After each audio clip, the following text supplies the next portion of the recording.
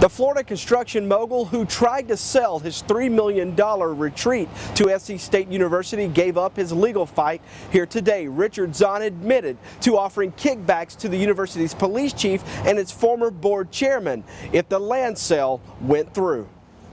Richard Zahn didn't say a word as he walked into Charleston federal court Friday. Zahn made millions in Florida's construction industry, but wanted to get this $3 million retreat off his books. He says he enlisted his friends, former SC State Police Chief Michael Bartley and former Chairman Jonathan Pinson, to get that done. Armed with wiretaps, the FBI says they caught the scheme in time to stop it. From the FBI standpoint and from the U.S. Attorney's Office, we're very pleased that Mr. Zahn has accepted responsibility for his actions. Prosecutor Nancy Wicker told the judge Zahn admitted everything when the FBI interviewed him about 6 months ago.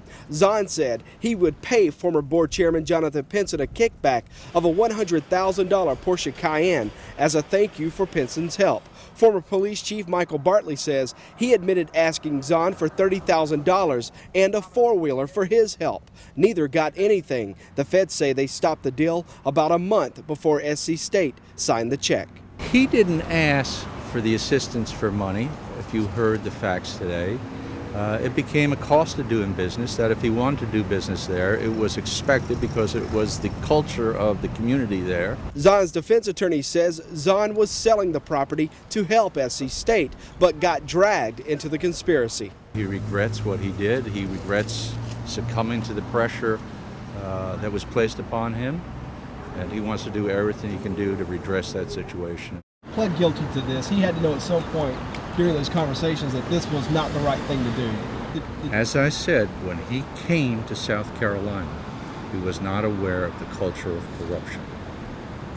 Once he understood the cost of doing business there, he succumbed to that, and he regrets that.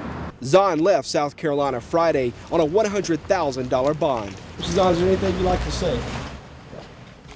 The only person charged in this case who has not pleaded is former SC State Board Chairman Jonathan Pinson. Despite the wiretap evidence in this case that's already forced 2 guilty pleas, Pinson's defense attorney says the FBI investigation was flawed. There are no dates set for the sentencings or for Pinson's trial yet. In Charleston for the Raycom News Network, I'm Jody Barr.